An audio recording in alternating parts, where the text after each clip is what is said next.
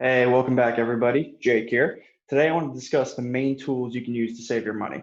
Now, each vehicle you can use provide different unique benefits, so why not make sure you're getting the most out of all of them?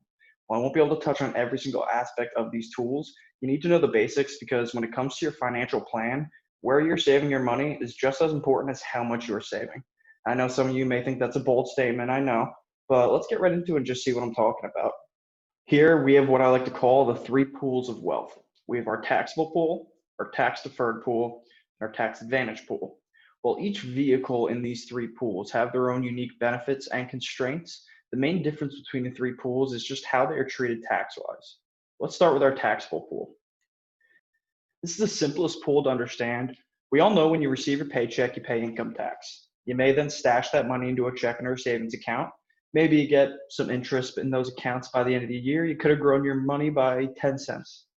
What you may not know is come tax time, you owe capital gains tax on the 10 cents, the growth. The same can be said for the other tools in this taxable pool. Think of this pool as pay tax now on your income and pay tax later on the growth each year. So why use this pool? For liquidity. Liquidity is extremely important to our basic finances. It gives us the flexibility in using our savings in the short term. You may see your checking and savings account on here, which is, most of us are going to use for an emergency fund, vacation fund, or simply to pay our day-to-day bills. Maybe you have some additional savings you don't want to lock away for the long term, but grow more efficiently. So you open up an individual investment account containing stocks, bonds, mutual funds, etc. So while there's no outright tax benefits to this pool, we must all use the pool for the liquidity aspect. But remember, you pay tax now and you pay tax later. Now let's pivot and talk about our tax deferred pool. Here we can see we have our traditional retirement accounts, the first three being employer-sponsored retirement plans, 401k, which is typically offered by corporations or privately owned companies, 403b, which is founded in nonprofit organizations like schools, hospitals, or charities. We have a 457, which is available to municipal workers like police officers. Then we have an IRA past that, which is a private individual retirement account. Anybody can open outside of their employer as long as they have earned income. And then lastly, we have something called an annuity. Now, annuities work differently from the other retirement accounts, and I'll touch on those differences. But for now, let's just focus on the main retirement accounts. In general, when we do think of this pool, we want to focus on two aspects: tax-deductible contributions and tax-deferred growth. Now, let's consider your paycheck. Let's say this year you're going to make $50,000, but you want to save about $5,000 into your 401k. Come tax time, the government will look at you as if you only made $45,000 this year, effectively lowering your taxable income. Now, that's the tax deduction benefit that you're going to get. Once that 5K is in the account and growing, we get tax deferred growth, which means unlike a taxable account where we have to pay taxes on the growth each and every year, we're going to defer those taxes until retirement when we start using that money. For this pool, think save now, but pay later. Tax benefits today, but we're going to pay taxes down the road when we go to use that money. Now, there are some very important benefits that you do get with your employer-sponsored plans, depending on how that plan was set up. This is your 401ks, your 403bs, your 457s. Now, the greatest benefit that you can receive are matches, usually found in 401ks, but your employer has the option of matching a portion of your contributions to the plan. Now, this is just an incentive for you to save for your retirement, and I highly encourage taking advantage of that match because at the end of the day, that's free money that your employer is offering you. The second major benefit is the ability to take a loan from the plan. This is generally available for most employer plans. While taking a loan on retirement funds is not always recommended, and a discussion should be had about whether or not it's right for you, it's still a great option to have. Instead of taking a private loan, why not take a loan from yourself, pay yourself back, and typically with lower interest rates. Now, there are some restrictions as well. The first being the fact that these accounts are meant for retirement, so you really can't use these funds until you reach that age. Most of these plans are going to penalize you for taking early withdrawals. So it's important to know exactly how your plan does work with it when it comes to this. Do you have to be a certain age before you can withdraw money? Do you have to be separated from your employer? Do you have to have moved that account? Just ask your representative, understand what those withdrawal qualifications are for these plans. Additionally, remember that you will be taxed when you use this money and you go to take it out. So understand what those tax implications will be, especially going into retirement. You should understand what tax bracket you should fall into. Now, lastly, with 401ks, 403bs, and 457s, These are typically set up by the company themselves or an association backing the organizations. So you often enough are limited to simply what your plan offers you investment wise. And this can be a big downside. There are some great offerings out there on the market. And often enough within these employer sponsored plans, you don't have as much flexibility in choosing what you can invest in. You're just limited to what that plan offers you. And that's okay. But as we'll see with traditional IRAs, it can be a little bit different. Now let's talk about the traditional IRA.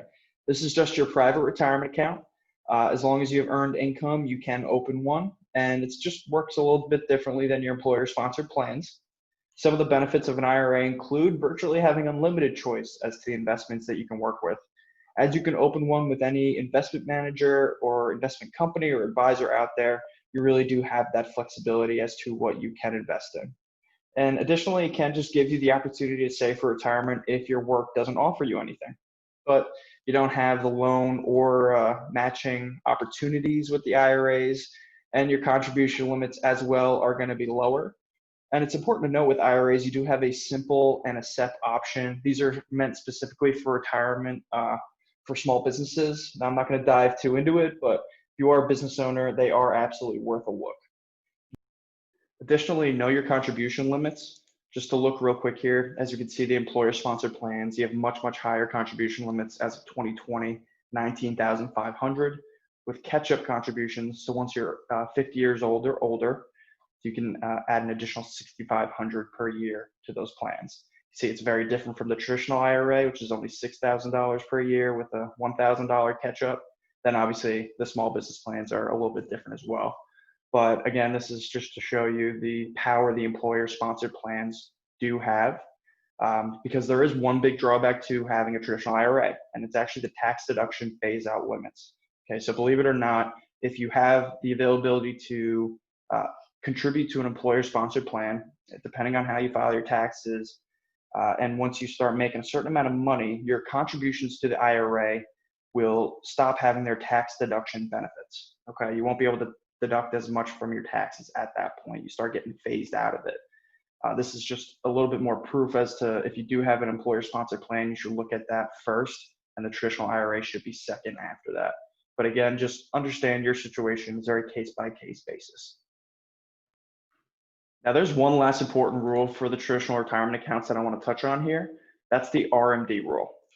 As of today, once you reach the age of 72, you will be forced to take out, even if you don't need the money, what's called a required minimum distribution. That is usually around 4% of the total account value. And remember, this is going to raise your taxable income. So it's important to know what kind of situation you're going to be facing in retirement when it comes to the RMDs. The last thing you want is to be thrown into a higher tax bracket in retirement because you just simply didn't know this was a rule. And there are ways to plan for this, and we'll discuss that in later videos. For now, let's pivot and talk about annuities. Annuities are complex savings vehicles mainly used for one of two reasons. The first would be retirement income. When used correctly, an annuity can give you the semi-equivalent of a personal pension, giving you guaranteed income for your entire retirement. The second reason you'd use an annuity is to take advantage of the tax-deferred growth aspect that it gives you. Take, for example, you were to receive a lump sum inheritance of $100,000, and you don't have your really use for it today. You want to save it for maybe the long term, for maybe retirement. But instead of stashing it in a taxable account where you have to deal with those taxes each and every year, you'd use an annuity, because while it won't give you any tax deduction benefits, it will provide you the tax deferred growth that you're looking for. Now, I will say annuities are very complex vehicles, so before purchasing one, you should understand the expenses associated with them, which riders are going to be attached to them, and what those riders do. Ultimately, though, for this tax deferred pool, remember, we save now, but we pay later. Now let's turn our attention to the tax advantage pool. Okay, in this pool, you can see we have our Roth retirement plans, as well as a 529, municipal bonds, and life insurance. Let's focus on the retirement plans first. These Roth retirement plans are going to have the same contribution limits, similar benefits and drawbacks as their traditional counterparts, but where these plans really do differ is their tax treatment. Okay, so for this pool, you want to think pay now, but save later. You're going to pay taxes on your income today, but you're actually going to save money down the road in retirement. Let's consider your paycheck just to see what I'm talking about. Let's say you're going to make $50,000 this year, and you want to put $5,000 into your Roth 401k. Well, come tax time, your taxable income today will not change. But when you go to use this money in retirement, you're actually going to use that money tax-free. Okay.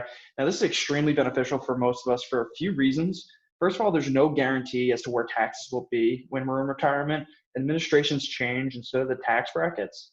Now, additionally, many of us believe that we'll fall into a lower tax bracket in retirement. But you know what? We can't control if we get an inheritance one year or if RMDs push us into a different bracket. Most of us are going to have Social Security benefits and other traditional retirement income sources, maybe a pension. All of those things are going to raise our taxable income. So it's really important to consider a Roth account because that will be the only account that you can actually lower your taxable income in retirement while taking money from it. Okay. Finally, the point of retirement is actually to enjoy yourself and your glory years. So if you want to live your best life in retirement, are you really going to restrict yourself when it comes to your income? You know, a big part of my job is making sure that you can live the same lifestyle in retirement that you did while you were working, meaning most likely your income won't change that much. That's again why it's so important to consider a Roth account, because taking income from a Roth account in retirement will simply help you lower your taxable income at that time. And again, remember, you pay now on your income, but you're going to save later with those tax-free qualified withdrawals. Okay. Uh, Another big reason for the employer-sponsored Roth accounts, while you do have to abide by the RMD rule, again, the RMD will not raise your taxable income at that time. Okay. It's important to know that because, again, from all these other income sources, from our traditional income sources, all of those things are going to raise our taxable income. This is going to be the one pool that will actually help you lower your taxable consequences at that time. Lastly, and we'll look at the Roth IRA specifically after this, but for the employer-sponsored Roth plans, there are actually no income limits to how you can contribute to these plans. Okay, we're going to see with the Roth IRA, it's actually a little bit restricted when it comes to this. But for these plans, remember, there's no restrictions on you contributing to these plans, okay? Now let's pivot to the Roth IRA. It actually has most likely the most flexible retirement plan that you have available to you, and it has very unique withdrawal rules for qualified reasons. Now, because you've already paid taxes on that money, you could always take out what you put in, so your contributions. And on top of that, you can actually take out the first $10,000 of growth for your first home purchase. You can also take withdrawals for qualified educational expenses, expenses related to a birth or an adoption, to a disability, or health expenses while you're unemployed. Okay, this is going to be the most flexible retirement account that you have available to you, and that's why so many people recommend having one, especially when you're younger, because the biggest downside to a Roth IRA is its income limits. Okay, obviously you still have the tax-free withdrawals in retirement, but the income limits, once you start making a certain amount of money, that you actually get phased out from contributing to this plan. Okay, so just for a quick example, if you're a single person and you're making north of $125,000 a year, they're actually going to start limiting you to how much you can actually put away into this plan, right? You get phased out. So just keep that in mind. And again, this is why we also want to look at employer plans first, with the IRAs coming second. Okay, the employer plans for the Roth accounts do not have these income limits. Okay. Now there are 3 more tools in our tax advantage pool that I'll simply touch on today, and I'll go into more detail on later videos. The first being a 529. This is an education-specific savings account. You'll save and invest in this account, and the money can be used tax-free for qualified educational expenses. You can get some tax deductions for this for a 529, but it's based on your state-specific laws, so just be aware of those laws. The next being a municipal bond. These are used typically for income for higher earners. The key word here is municipal though. So let's say you live in New Jersey and you invest in a New Jersey municipal bond fund. Now, because you're investing in a state bond, federal government isn't going to touch this, okay? Additionally, because you're investing in your own community, the state government often enough will allow this to be used tax-free as well. But again, this is just for people looking to lower their overall taxable income in retirement, typically used for higher earners. Lastly, we have life insurance. Life insurance will always primarily be used to protect your family and to pass on wealth. But with that being said, there are policies out there that can build cash value inside them. And whether it's from dividends or fixed interest or being invested in the markets, this money can be leveraged in a few different ways and can be used tax-free. Now, just to wrap this topic up, I'm a big believer that you can't just be in one of these pools. You need to have a foot in each and take advantage of all the benefits available to you. Now, it depends on your situation, but all it really takes is one conversation to see if any of these tools is right for you or not. My take, though, just like you diversify what you invest in, Diversify where you save as well. Till next time, guys.